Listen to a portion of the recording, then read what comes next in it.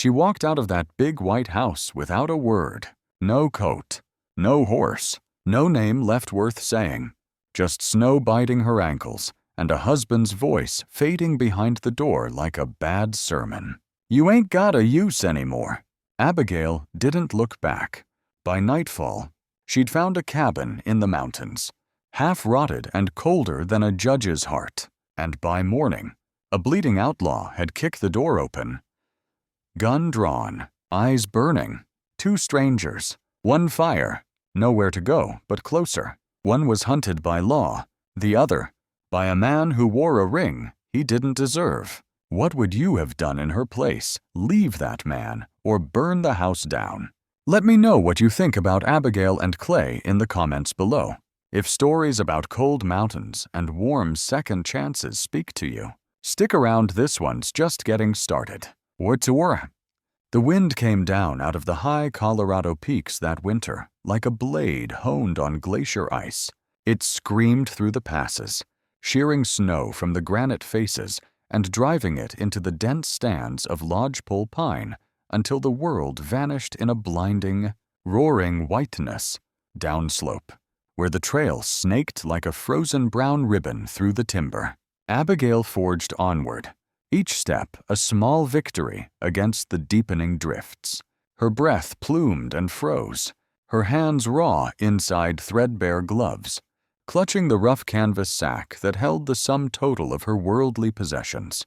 Beneath the inadequate layers, her feet, wrapped in rags inside boots, cracked open by the relentless cold, left faint, bloody prints on the pristine snow. She had been cast out, expelled from the grand ranch house, his house, that perched like a fortress on the valley floor miles behind hers. Banished by the man she'd called husband, a man whose wealth was matched only by the chilling cruelty in his eyes. Her crime, barrenness, the inability, after 5 years of trying, to provide him the son and heir his vanity demanded. He'd stood before the massive stone hearth, the firelight glinting off the polished surfaces of the room she had so carefully tended, and delivered his verdict with the dispassion of a cattleman culling his herd. "You have failed in your primary function. Abigail, you are surplus to requirements." She hadn't begged, hadn't wept, not then. Some core of pride, buried deep beneath the years of quiet deference, refused to give him that satisfaction. She had simply absorbed the blow, the contemptuous sweep of his gaze, the barely concealed smirk of the housekeeper who had always resented her quiet presence. She remembered the weight of the heavy oak door closing behind her, the finality of the latch clicking shut, the faint sound of laughter. Was it the servants, or just the wind mocking her? As she walked away from the imposing gates into the teeth of the blizzard, carrying nothing but a few pieces of dry tack, the linen handkerchief her mother had painstakingly embroidered with a single, elegant A years ago, and the delicate gold wedding necklace he had snapped from her throat, its fragile links broken, discarded.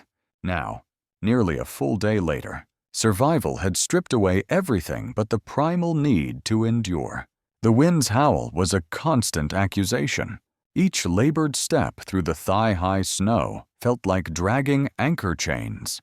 The memory of his cold pronouncement, no longer of value, echoed with every painful gasp for breath. She had walked away as if by choice, head held high, but inside, her heart felt shattered, fragmented like the necklace she carried pressed against her skin. Just as the gray afternoon light began to fail, swallowed by the encroaching storm and the suffocating trees, she saw it, through a curtain of falling snow, a dark shape huddled amongst the pines. A cabin, abandoned. Clearly, the roof sagged precariously under its burden of snow, one corner showing dark, damp rot. The door hung askew on broken leather hinges. No smoke curled from the stone chimney. No tracks marred the snowdrifts piled against its walls. It looked derelict, forgotten, but it was shelter. Walls, however dilapidated. A roof, however leaky. the only structure in this desolate white wilderness that didn't look entirely like a tomb. Hope, thin and cold, flickered within her. She pushed through the drift blocking the doorway, the rotten wood groaning in protest. Inside, the air was frigid, thick with the smell of decay, old ashes, and rodent droppings. Snow had blown in through cracks in the walls, dusting the floor like powdered sugar. But it was out of the wind's direct assault. She slumped against the rough log wall, gasping. Spent, after a few moments, the instinct to survive reasserted itself. She searched the dim interior, her movements stiff with cold.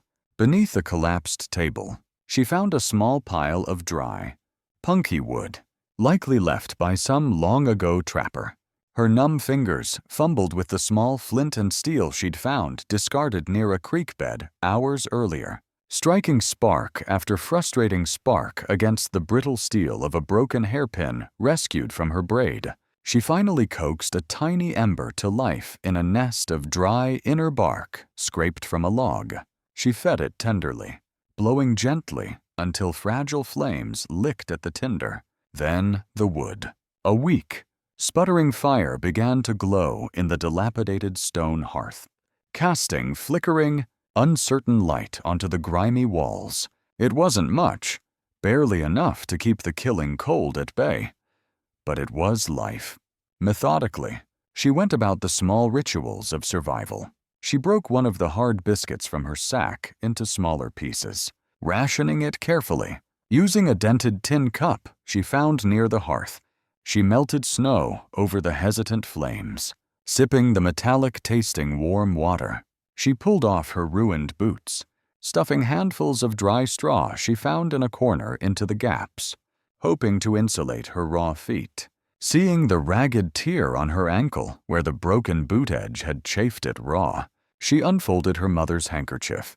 The embroidered A felt raised beneath her trembling fingers, a tangible link to a time of warmth and love. Carefully, she bound the soft linen around her injury, while clearing a space near the hearth. Her hand brushed against something lodged between the stones. It was a piece of wood, charred at one end, clearly used as a fire poker. Someone, long ago, had started carving into its side. 4 capital letters stood out, rough but clear, H-O-P-E. The carving stopped there, the last 2 letters missing. Perhaps interrupted, perhaps never intended. She stared at it for a long moment. This fragmented message from a forgotten past. With a sigh, she placed the charred stick carefully on the rough mantelpiece above the fireplace, propping it against the stone.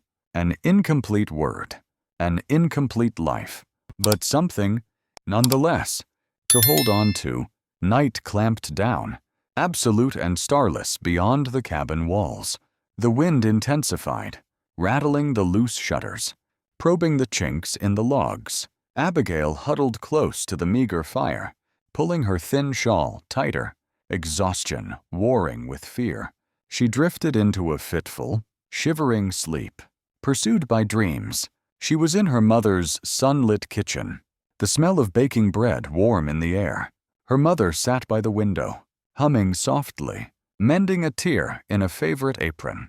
But when Abigail reached out, wanting only to feel the familiar warmth, the room dissolved around her, the walls turning to swirling snow, the sunlight freezing into shards of ice. She called out, "Mama!" but her voice was swallowed by the wind. A cold deeper than the mountain winter seeped into her bones, the cold of utter abandonment. She woke with a gasp, tears freezing on her cheeks. The fire had burned low, casting long, dancing shadows that seemed to mock her.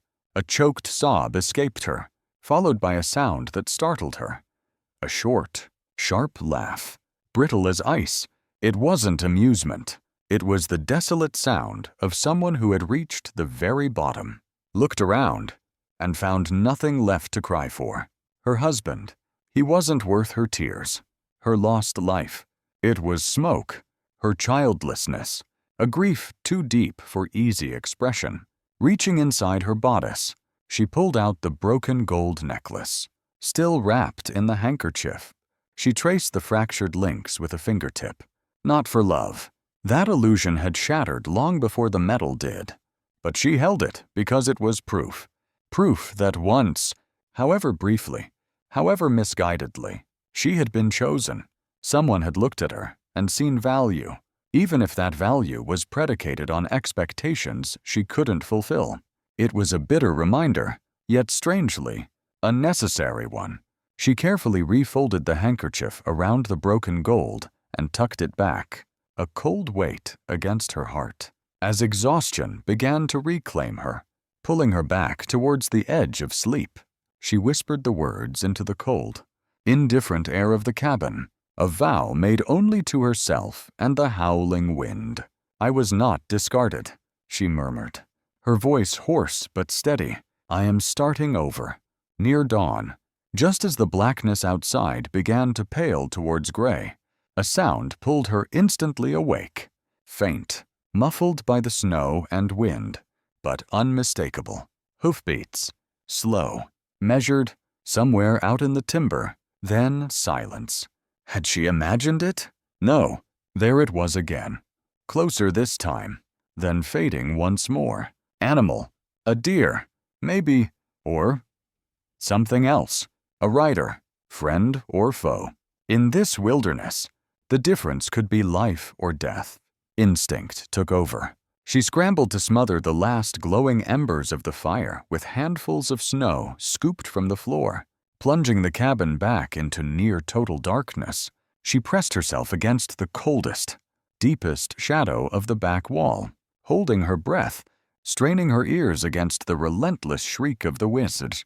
Her heart hammered against her ribs like a trapped bird. The abandoned cabin felt colder, more fragile than ever. The wind pried at the rotten door, rattled the loose stones in the chimney, and there, Abigail waited in the darkness, trembling, filthy, clothed in rags, utterly alone, yet radiating a fierce, untamed strength forged in the crucible of betrayal and survival. She was starting over, and she would not be easily broken again. Abigail remained pressed against the rough log wall, a statue carved from fear, long after the faint hoofbeats had faded back into the storm's symphony. Every nerve was stretched taut, listening. Was it gone? Or merely waiting? The silence that followed felt heavier, more menacing, than the sound itself. Minutes crawled by, measured in the frantic thrumming of her own heart and the relentless whine of the wind seeping through the cabin's many wounds. She didn't dare move, didn't dare breathe too deeply, didn't dare rekindle the fire that was her only shield against the killing cold. She must have stayed frozen there for an hour, maybe more, before the sheer exhaustion and the creeping numbness in her limbs forced a slow, cautious straightening. The gray dawn light, filtered through the swirling snow outside, did little to penetrate the cabin's gloom. Just as she was contemplating the risk of rebuilding the fire, the rotten door exploded inward with a sound like a gunshot. A figure stumbled, then pitched forward, collapsing in a heap on the dirt floor, barely an arm's length from where she stood. Snow cascaded off a heavy, dark coat. Even in the dim light, she could see the ominous dark stains matting the fabric around the man's shoulder and side, stark against the white dusting of snow. His face was turned away, hidden by a tangle of damp hair and the shadow of a low-brimmed hat. But what froze Abigail to the spot wasn't the sudden intrusion, or even the blood. It was the glint of blued steel clutched tight in his gloved hand, a Colt revolver. And before she could fully process his presence, he moved with a speed that belied his apparent collapse, rolling onto his back, the gun coming up, muzzle unwavering, aimed squarely at her heart. Instinct, raw and primal, surged through her. Abigail lunged towards the hearth, snatching up the heaviest piece of wood still smoldering there, its end glowing a menacing orange. She spun, brandishing the makeshift weapon like a sword, its heat radiating towards the stranger. its light pushing back the shadows just enough to illuminate the scene. They held the tableau for a long, breathless moment.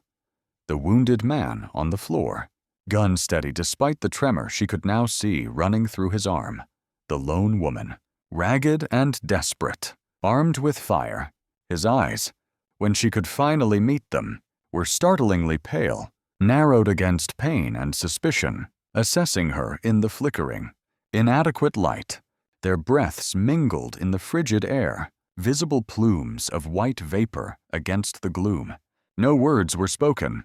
The only sounds were the hiss of the wind outside and the faint crackle of the ember at the end of her brand.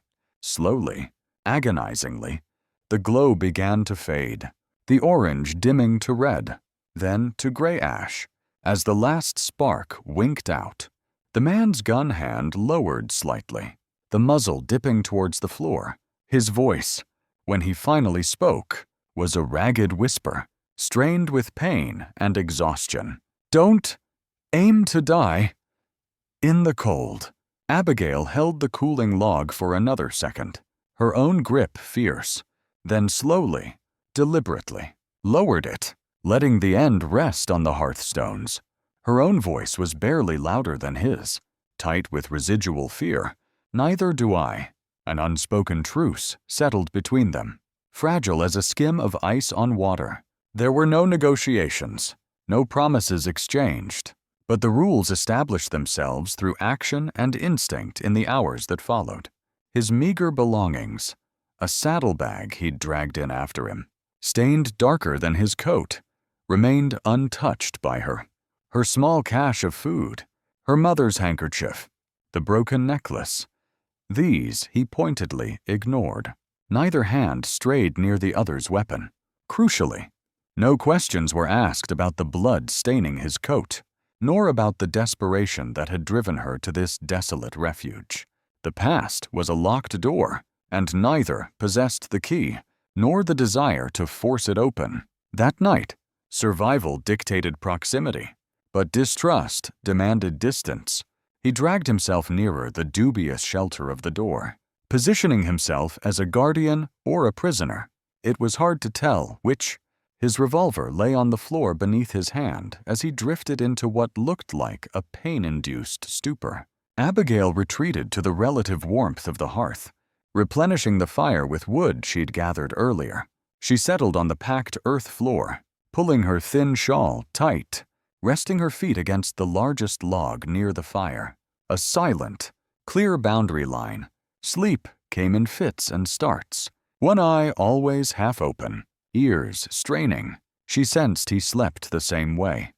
A shallow, guarded dozing, neither fully succumbing, ensuring one of them was always awake, always watchful. He was awake before her the next morning. Despite his wounds, she heard him outside, the rhythmic thunk of an axe biting into wood, the sound oddly distant. When he returned, staggering slightly under a load of freshly cut pine, he dropped it near the hearth without a word and slumped back down near the door. She noticed the fine tremor in his hands as he unbuttoned his coat, the pallor beneath his weather-beaten skin. Blood loss, she surmised, or fever setting in. "Your shoulder needs tending," she stated flatly, moving towards the pot where snow was melting over the fire. He flinched, his hand instinctively going to the gun still resting near his hip. "You touch it," he rasped, his pale eyes narrowed. "And don't expect me to close my eyes again tonight." Abigail stopped, meeting his hostile gaze without flinching. "Don't let me," she countered, her voice cold, "and you'll likely die before sunrise." She turned back to the pot, leaving the choice, and its consequences, squarely with him. Later, she ladled the pathetic soup she'd managed to concoct. Murky water, boiled pine needles for flavor, and a few woody roots she'd dug from the frozen ground near the cabin, into 2 cracked bowls she'd found. She offered him one. He eyed the steaming liquid warily, then shook his head slightly, a grimace twisting his lips. This it. No meat. Abigail felt a flash of sharp anger She placed his bowl deliberately on the floor, midway between them. A clear demarcation line. "Then starve," she said, turning back to her own meager portion by the fire. Silence stretched, thick with unspoken resentment. Minutes passed. Then, she heard the quiet scrape of the bowl being dragged across the dirt floor. Out of the corner of her eye, she saw him lift it, hesitated, then begin to eat. Slowly, methodically. He didn't speak, didn't offer thanks, but his eyes, wary and intense, never left her face. The uneasy rhythm of their cohabitation continued, while tidying the straw near where he slept, hoping to make the space marginally cleaner. Her hand brushed against something hard and metallic hidden beneath the surface. She paused, her fingers identifying the unmistakable shape of a knife handle. A small, vicious-looking dagger, tucked away, ready. She froze for a fraction of a second, her breath catching. Then, with deliberate slowness, she smoothed the straw back over it, pretending she hadn't noticed. Across the small space, Clay lay unnaturally still, his head propped against his saddlebag. She caught a flicker of movement, a reflection in a shard of broken mirror he'd wedged onto a nearby ceiling support post. He was watching her find the knife, watching her cover it back up. It was, perhaps, the first unguarded moment between them, a silent acknowledgement of discovered secrets and chosen discretion. His vigilance relaxed, just a fraction. Another afternoon, driven by the need for fresh snow to melt for water, Abigail pushed open the groaning cabin door. A sudden, violent gust of wind slammed against the structure, shaking it to its foundations. High above, a heavy, half-rotten ceiling beam, loosened by the gale, groaned ominously. Before she could react, Clay shouted, a raw, instinctive sound, and lunged, grabbing her arm, yanking her backwards with surprising strength, just as the heavy timber crashed down precisely where she had been standing, showering them both with splinters and dust. She stared at the fallen beam, shaken, her heart pounding. He released her arm abruptly, stepping back, his face reverting to its usual guarded mask. "Oughta watch where you're going," he muttered, his voice dry and rough. He turned away, busying himself with checking the load in his revolver, as if the brief, violent intimacy of the rescue hadn't happened. Time bled together, measured in the dwindling woodpile, the shared, silent meals, the alternating watches through the long, frigid nights. They spoke little, observed much. She noticed his habit of chopping far more wood than they needed each morning, stacking it neatly against the outer wall. A silent testament, too. What? Strength he needed to prove. Atonement for his weakness. Or perhaps, unsettlingly, a kind of provisioning, a settling in. One night, unable to sleep, Abigail rose quietly. The fire had burned down to embers, painting the cabin in soft shades of red and deep shadow. Clay wasn't in his usual spot by the door. She found him sitting hunched by the single small, grimy window pane, staring out at the moonlit snow, frost patterns spider-webbed across the glass. She hesitated, then moved quietly to stand beside him. Neither spoke. They simply stood there, side by side, two solitary figures reflected dimly in the frosted pane, their images blurred, ghost-like, superimposed on the cold, white landscape outside. The silence wasn't empty. It felt charged, heavy with unspoken thoughts, shared isolation, and for a long time, neither of them moved away. It was impossible to say when the first hairline cracks appeared in the wall of mutual suspicion. Perhaps it was the shared reflection in the glass, the unspoken acknowledgement of the hidden knife, the instinctive rescue. There was no single moment. But on the fourth evening, as the light faded outside, Clay came in from checking the perimeter, walked over to the hearth, and sat down on an upturned log, leaning forward to warm his hands. Abigail noticed it immediately. The Colt revolver wasn't tucked into his belt, nor resting under his hand. It lay on his bedding near the door, several feet away. Later, when she offered him a cup of water, their fingers brushed as he took it. A fleeting contact, accidental, yet somehow significant. He met her eyes briefly, a flicker of something unreadable in their pale depths. Before looking away, the physical space between them hadn't changed, but the invisible distance, the one measured in fear and distrust, had subtly, almost imperceptibly, shifted, if only by a handspan. The fragile truce held, hardening like the ice that sheeted the world outside the cabin walls. Days bled into nights, marked by the dwindling pile of firewood, the shared silences, and the constant, low hum of vigilance. One evening, sleet rattled against the lone window pane like thrown gravel, driven by a relentless wind. Abigail dozed fitfully near the hearth, wrapped in her shawl, the fire's warmth a small island in the vast cold.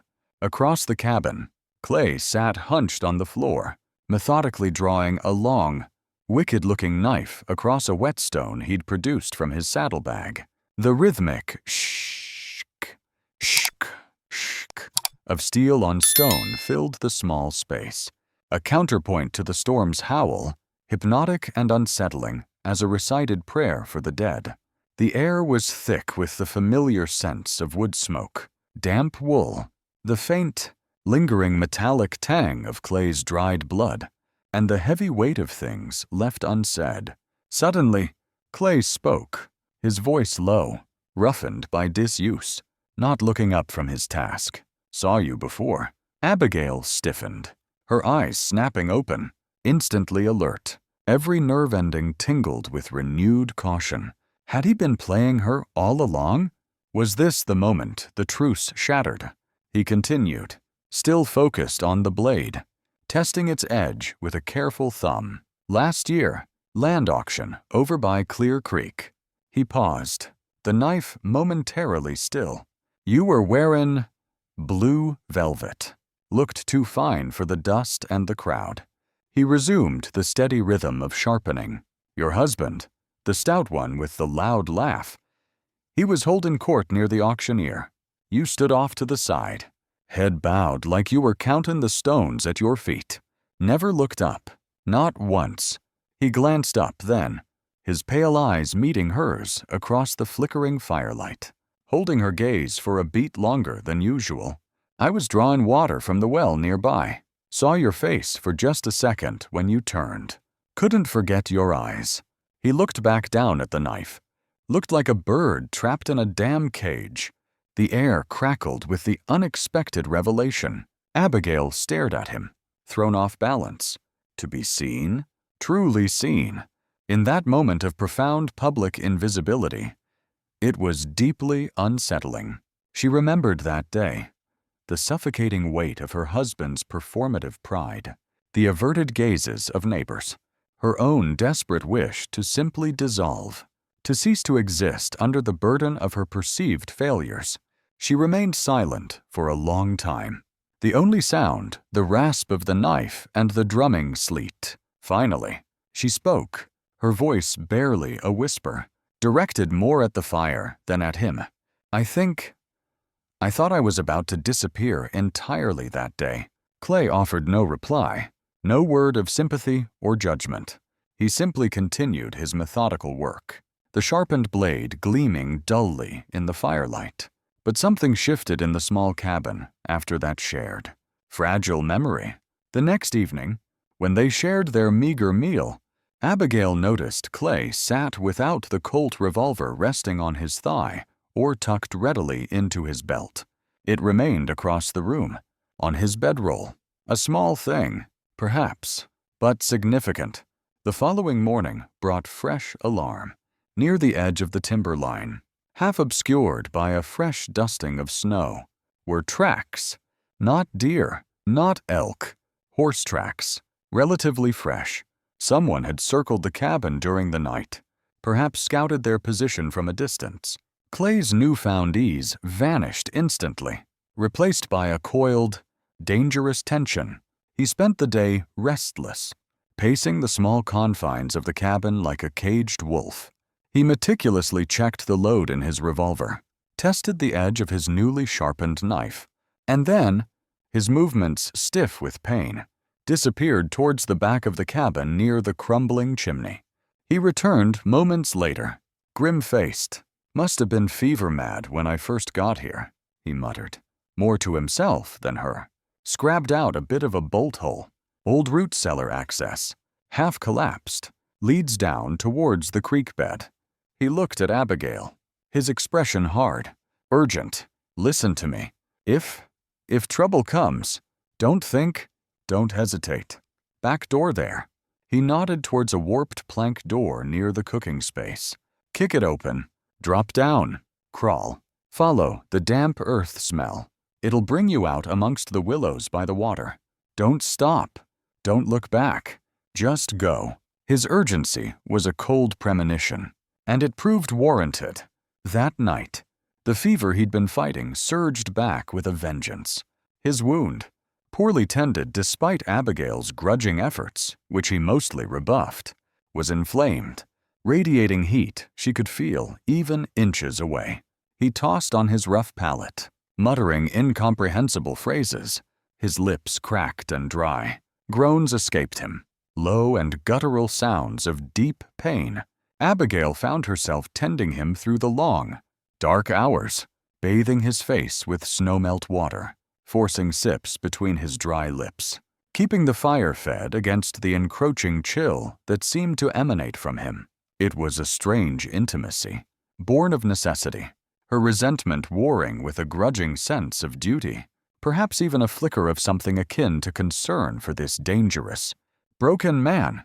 During one of his brief lapses into exhausted stillness, while adjusting the rough blanket around him, her hand brushed against a lump in his inner coat pocket. Curiosity, or perhaps a need to understand the man whose life was now so inextricably tangled with hers, made her reach inside.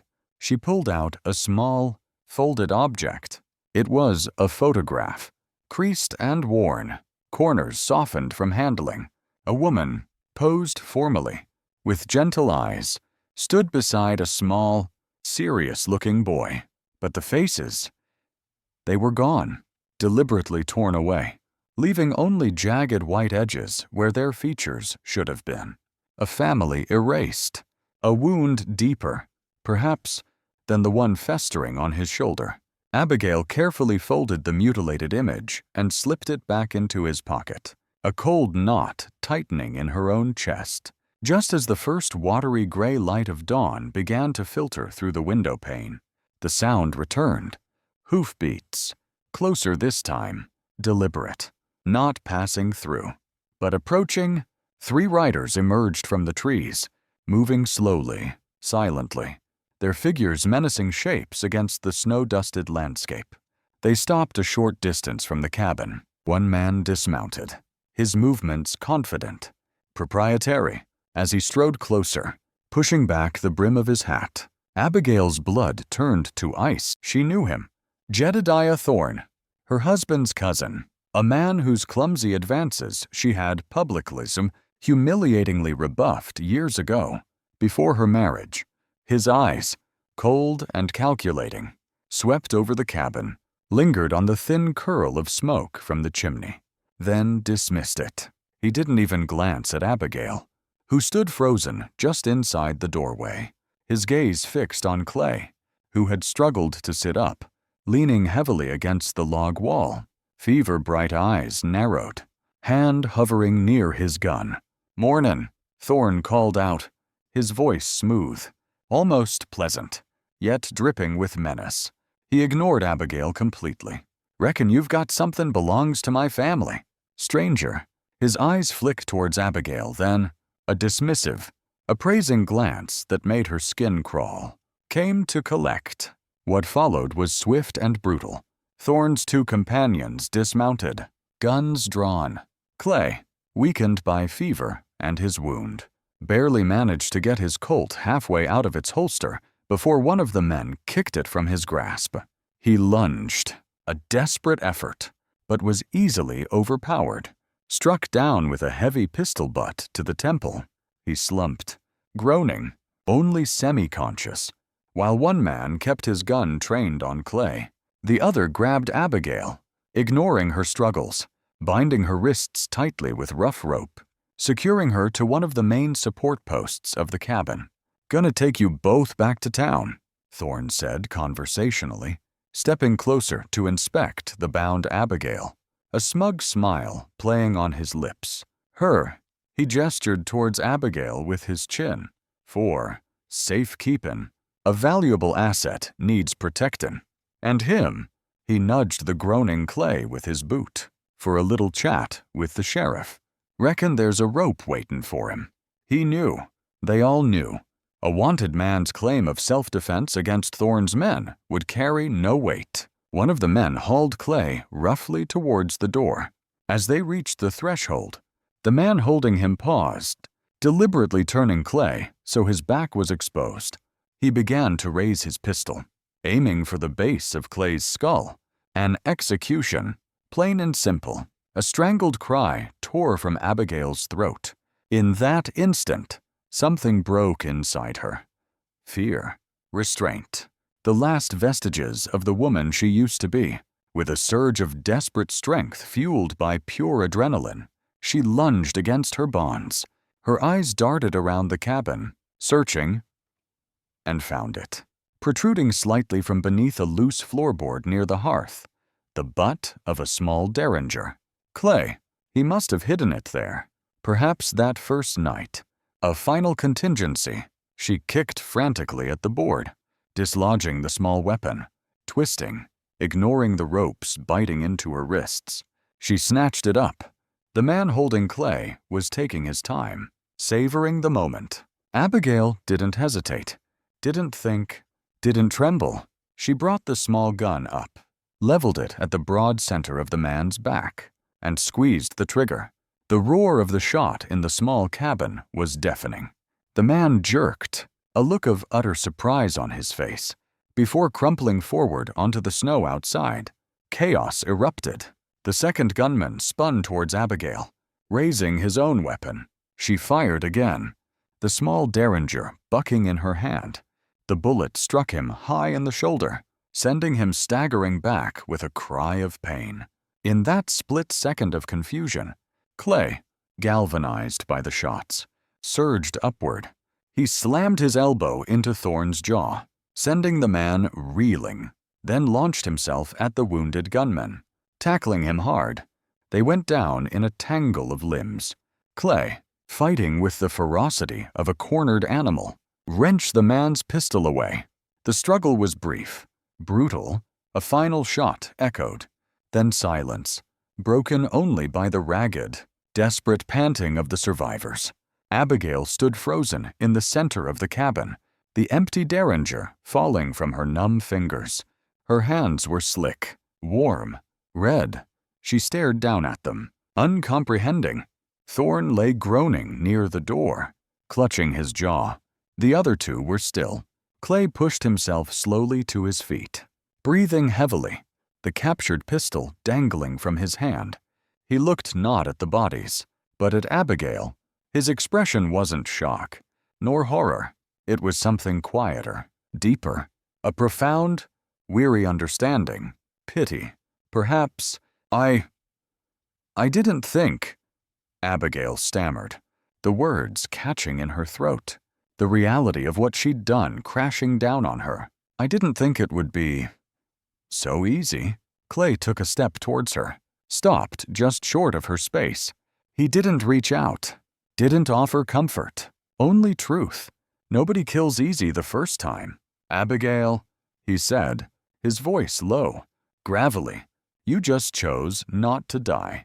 They didn't speak again for what felt like a lifetime. The grim tasks that followed were performed in a heavy, shared silence that was more profound than any words. Dealing with Thorne. Trussed up securely, his fate deferred but certain, disposing of the bodies out in the woods, letting the snow and the wilderness reclaim them, scrubbing the bloodstains from the floorboards, burying the weapons deep beneath the hearthstones. As the last flames consumed the evidence of the morning's violence, casting flickering shadows on their exhausted faces, Clay finally broke the silence. "His kind," he said, nodding towards where Thorn had been taken. "They don't forget. They'll send more. We can't stay here." He met her gaze across the dying fire. "We need to leave. Now, what did you think of today's story? If it made your day, drop a good in the comments. If it didn't hit the mark, just type 1. Got your own thoughts? I'd love to hear them below. And hey, don't forget to hit subscribe. It's free, and it really helps the channel grow. Thank you so much for being here." The wind shifted sometime during the grim proceedings, swinging around from the north, carrying a different kind of chill. Heavier, damper, smelling of more snow yet to fall. The sky overhead turned a flat, opaque white, pressing down like a slab of granite. By the frozen banks of the creek, hidden amongst skeletal willows, they worked in silence, digging shallow graves in the unyielding earth for the two men who had come to reclaim what wasn't theirs. No words were spoken, no prayers offered, just the harsh scrape of Clay's knife digging into the frozen mud. The grunt of effort, the dull thud of earth returned. When it was done, they smoothed the disturbed ground as best they could, leaving no marker, no name, nothing to signify the violence that had transpired. The wilderness would keep its secrets. Back in the cabin, the silence stretched, thick and suffocating, broken only by the crackle of the fire and the sound of their own breathing. The shared ordeal hadn't forged an easy camaraderie. Instead, it seemed to have erected new walls built of exhaustion, shock, and the unspoken weight of what Abigail had done. They moved with a grim efficiency, gathering the few usable items Thorn's men had carried, adding them to their own meager supplies, rolling blankets, portioning out the last of the jerked meat and hardtack, preparing to abandon the place that had been both sanctuary and prison. Abigail was packing the last of the supplies into Clay's saddlebag when she realized he was no longer in the cabin. She looked up, scanning the shadows. Gone. A quick search revealed no sign of him, only the cold draft from the slightly ajar door. Then she saw it, lying starkly on the rough-hewn table where they'd shared their tents. Silent meals, a folded scrap of paper, weighted down by the whetstone he used on his knife. Her heart gave a sickening lurch. With trembling fingers, she picked it up. The handwriting was rough, hurried, stark against the cheap paper. "If you're reading this, it means I chose to go instead of stay.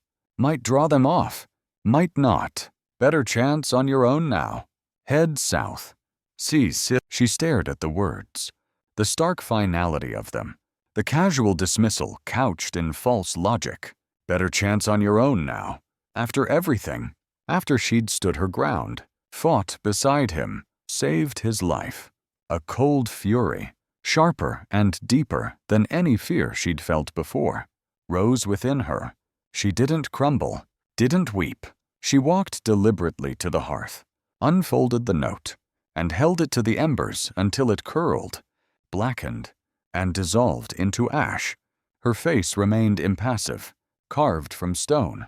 "If you thought I was the kind to be left behind, Clay," she whispered fiercely to the empty cabin, the words tasting like ash in her mouth, "then you picked the wrong woman to save." Her grief, her fury, channeled itself into action. She worked with methodical intensity through the remaining hours of daylight.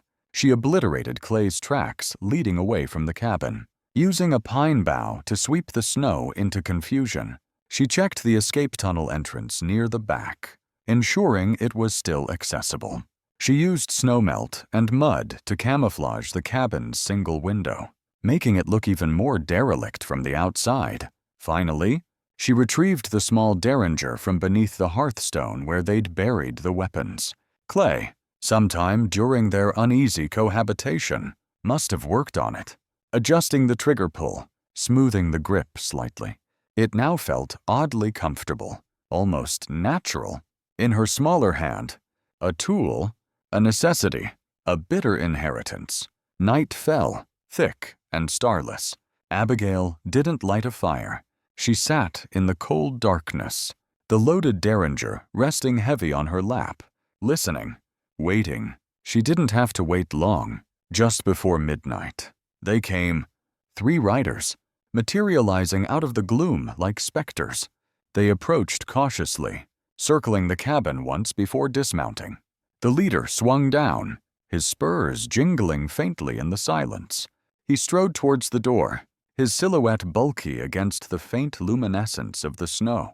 Even before he spoke, Abigail recognized the arrogant set of his shoulders, the way he carried himself. Deputy Sheriff Marcus Bowen, another ghost from her past, a man whose persistent, unwelcome attentions she had firmly and very publicly rebuffed in the weeks leading up to her ill-fated engagement announcement years ago. His pride had been stung then. She saw the vindictive satisfaction glittering in his eyes now as he peered into the darkened cabin, and saw her, alone. He chuckled, a low, unpleasant sound. Well, Abigail, still breathing. I confess, I wasn't certain.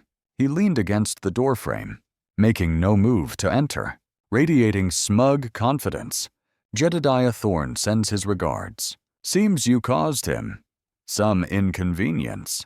His eyes swept over her ragged form. Heard about your husband casting you out, too. Hard luck all around. He pushed himself off the doorframe. But maybe things are looking up for you. I make the choices now. His men flanked him, pushing into the cabin.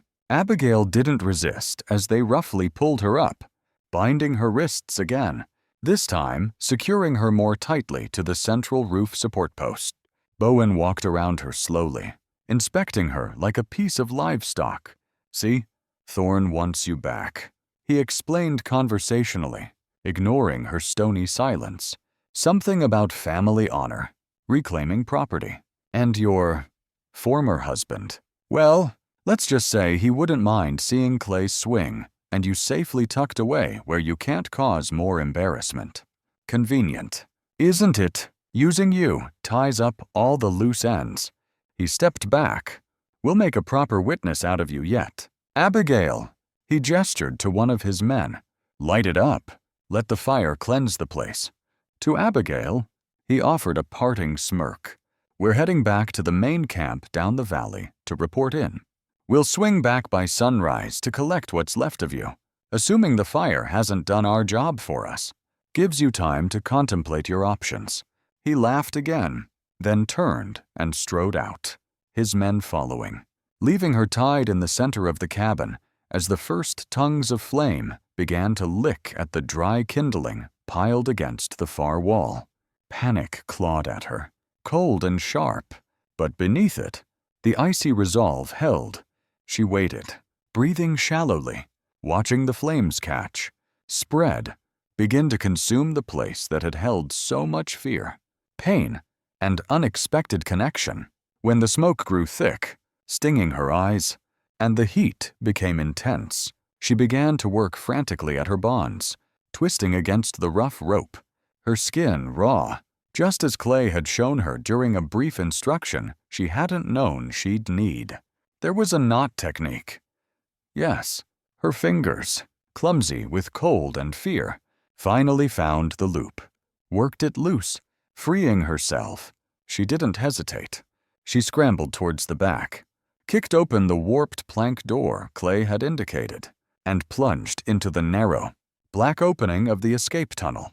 The air was instantly cold, damp, smelling of wet earth and decay. She crawled on her hands and knees, the frozen mud scraping her skin, sharp stones tearing at her clothes. It felt endless, suffocating, the weight of the earth pressing down. Behind her, she could hear the roar of the fire consuming the cabin. Ahead, only darkness. It felt like miles, though it couldn't have been more than half of one, before she saw a faint lightening ahead. smelled the cleaner air of the creek. She pushed through a tangle of frozen roots and emerged, gasping, into the narrow ravine behind the cabin, near the willows where they'd buried the bodies. The snow had lessened here, shielded by the trees, turning the air misty. She crouched low, scanning the surroundings, and then she saw them, further down the creek bed, two of Bowen's men, holding rifles loosely, and between them, head bowed, hands apparently bound, stumbled Clay. He wore a rough hood pulled low over his head, obscuring his face. They were moving him away from the burning cabin, likely towards their horses. Her heart leaped, then plummeted. Had he been captured, or had he turned himself in? Just as she drew breath to call out, Clay stumbled deliberately. Going down onto one knee, he looked up, directly towards her hiding place. A flicker of recognition, a desperate warning in his eyes she almost missed. Then, he threw his head back and shouted, his voice echoing strangely loud in the narrow space. All right, I give up. Just don't shoot. It looked like surrender. It looked like betrayal. The two guards relaxed slightly, lowering their rifles, one starting to laugh. Doubt, cold and venomous, flooded Abigail's mind. He left me. He surrendered. Trembling with a mixture of fury and despair, she raised the derringer, aiming it not at the guards, but squarely at Clay's hooded figure. Don't you dare tell me! Her voice shook, cracking with emotion. Don't you dare tell me you sold me out! Clay, not after. He didn't flinch, didn't protest his innocence. He simply met her gaze across the distance, his expression hidden by the hood. But his voice, when he spoke, was low, rough, unbearably quiet. If that's what you believe, Abigail, then maybe you ought to pull the trigger. His words, his stillness, the utter lack of defense. It cut through her doubt like a knife. He wasn't surrendering. He was creating a diversion. For her, trust surged back, fierce and immediate. She didn't pull the trigger on him. Instead, she shifted her aim slightly and fired at the guard standing directly behind Clay. The man grunted, staggering sideways, clutching his leg. Before the second guard could react, Abigail burst from the willows, moving with astonishing speed. She didn't fire again. She closed the distance and brought the heavy butt of the derringer down hard against the side of the man's head. He dropped like a stone. Clay was already moving, shrugging off the loose hood, kicking the dropped rifle away from the first wounded guard. He grabbed Abigail's arm. Go. Now. They scrambled up the slippery bank of the ravine, plunging into the deeper snow of the surrounding woods, leaving the groaning guard and his unconscious companion behind. They didn't stop until they reached a high ridge overlooking the valley. Below, the cabin was fully engulfed, a roaring pyre lighting up the night, sending sparks cascading into the dark sky. The timbers groaned and popped, collapsing inward. Abigail stood watching it burn, her face illuminated by the destructive glow. Expressionless. If that was the place I nearly died twice over, she whispered finally, her voice flat, devoid of emotion. Then I'm glad it died before I did. They turned and ran, stumbling through the snow, putting as much distance as possible between themselves and the fire. The pursuit they knew would follow. They ran until exhaustion forced them to stop, until the first hint of dawn painted the eastern sky a bruised purple. They collapsed beneath a massive, fallen pine, sheltered from the wind. Wordlessly, Clay pulled out the last piece of hardtack, broke it in two, handed her half. They ate in silence, the only sound their own ragged breathing and the sighing of the wind through the high branches. Clay finally broke the silence, his voice raspy with exhaustion and smoke. You shouldn't have come back for me. Abigail met his gaze, her own eyes reflecting the dawning light, weary but resolute. And you, she replied softly, shouldn't have left. His words hung between them in the frigid dawn air, heavy as unspoken accusations. "You shouldn't have come back." Her reply, equally quiet, equally freighted. "And you shouldn't have left." There was nothing more to say then. Survival stripped away the luxury of recrimination, leaving only the brutal calculus of endurance. They pushed onward, deeper into the unforgiving, snow-choked wilderness, driven by the knowledge that Bowen and his men, or Thorns, would soon be on their trail. But Clay was fading. Abigail hadn't realized the true extent of his injuries, the combined toll of the initial wound, the fever, the beating he'd taken, the grueling flight. Each step became an agony for him. His breathing grew ragged, shallow, punctuated by low groans he couldn't suppress. The rough bandage she'd fashioned around his shoulder darkened alarmingly, fresh blood seeping through the layers. He stumbled frequently, leaning heavily on her, his weight almost more than she could bear, when he collapsed for the second time, sinking into a snowdrift with a sigh that sounded terrifyingly final. Abigail knew they couldn't go on like this. Without hesitation, she knelt beside him in the deep snow. Ignoring his weak protests, she unfastened her own worn cloak, the only garment offering her real protection against the biting wind. She maneuvered him onto her back, his dead weight a staggering burden, his head lolling against her shoulder, his breath hot and shallow against her neck. She wrapped the cloak around them both as best she could, securing it with numb fingers. Then, summoning every ounce of strength she possessed, she straightened, found her footing on the treacherous, root-laced ground beneath the snow, and began to walk. Each step was a monumental effort, plunging her deep into the drifts, her muscles screaming in protest, her lungs burning in the thin, icy air. But she didn't stop. She walked through the rest of that day and into the deepening twilight, driven by a stubborn refusal to let him die alone in the snow. Abandoned as she herself had been, it took another full day and a half of that agonizing progress before they stumbled, more dead than alive, into the clearing of the Sullivan's Crossing Way Station, a cluster of sturdy log buildings nestled in a slightly more sheltered valley, smoke curling invitingly from its chimneys.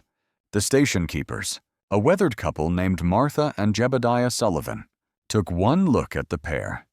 The exhausted, ragged woman carrying the unconscious, bleeding man, and asked no questions. Questions were a luxury, often a danger, in these mountains. They simply acted. Water was brought, warm and clean. Space was cleared near the massive stone hearth in the main room. Martha, her face kind but etched with the sorrows of frontier life, produced clean linen bandages and foul-smelling herbal remedies from a locked chest, while Jebediah helped Abigail ease Clay onto a pallet near the fire. Martha examined his wound with practiced hands, clucking her tongue softly at the angry inflammation. For 3 nights, Abigail didn't sleep. She sat vigil by Clay's side, bathing his fevered brow with cool water, coaxing spoonfuls of thin broth between his cracked lips when he could swallow, changing the poultices and bandages as Martha instructed, feeding the fire that seemed the only thing keeping the deathly chill emanating from him at bay. He drifted in and out of consciousness, sometimes muttering names she didn't recognize, sometimes crying out as if fighting unseen enemies. Through it all, she remained, a steadfast presence in the flickering firelight, her own exhaustion a dull ache beneath the sharp focus of her task. On the 5th morning, the fever broke. Clay opened his eyes, the pale irises clear and lucid for the first time since their flight. He looked around the unfamiliar room, his gaze settling on Abigail, sitting slumped in a nearby chair, finally succumbing to sleep. He watched her for a long time, his expression unreadable, when she eventually stirred, awakened by the Sullivans moving about the station. He was already attempting to sit up, his movements weak but determined. He needed to leave, he said, his voice still raspy. As soon as he could stand, he couldn't risk staying, couldn't risk his name or description reaching the wrong ears, bringing trouble down on the Sullivans, on her. Abigail listened quietly, her face betraying none of the weariness or the complex emotions churning inside her. She didn't argue, didn't try to persuade him to rest longer. She simply asked, her voice level, "Do you want me to come with you?" He looked at her then, a long, searching look. His gaze traced the lines of exhaustion around her eyes, the smudge of soot still on her cheek, the quiet strength that seemed to radiate from her despite her ordeal. He shook his head slowly. "Abigail," he said, his voice low and rough with emotion he couldn't quite conceal. "You deserve better. You deserve a name you don't have to hide. A life lived in the light." She met his gaze steadily, her own eyes holding a depth of understanding that went beyond words. "And you, Clay," she replied softly, "you deserve not to die alone in some nameless ravine." The air between them hung thick with unspoken possibilities, with the weight of their shared past and the uncertainty of their future. But the next morning, when Abigail woke after a few hours of deep, exhausted sleep, he was gone. The pallet was empty. The only sign he had ever been there was his heavy woolen coat, the one stained with his blood, folded neatly at the foot of the cot where she'd finally allowed herself to rest. He'd left it for her, a shield against the cold he knew she still faced, or perhaps a burden too heavy for him to carry any longer. A year passed. The high mountain snows melted, feeding rushing creeks that carved new paths through the valleys. Summer wildflowers bloomed and faded on the high meadows. Aspen leaves turned gold, trembled, and fell, carpeting the forest floor. Winter returned, blanketing the peaks once more in silent white. And then, as the next spring thaw began its slow work, Abigail found herself walking a familiar trail, drawn back by a pull she couldn't fully explain. She returned to the place where the cabin had stood. Nothing remained now but a rectangle of blackened foundation stones, half hidden beneath encroaching moss and drifts of last year's decaying leaves. The surrounding pines stood tall and silent, witnesses to all that had happened. The wind sighed through their branches with the same lonely sound she remembered. Nature was reclaiming the scar. Slowly, patiently, she walked to the hearth, the heart of the vanished cabin, and there, nestled amongst the cold, fire-stained stones, she saw it, a flash of steel, Clay's long-bladed knife, the one he had sharpened so menacingly that night, was thrust deep into the surface of the charred piece of wood she had once placed on the mantel. The fragment carved with the incomplete word, "Hope."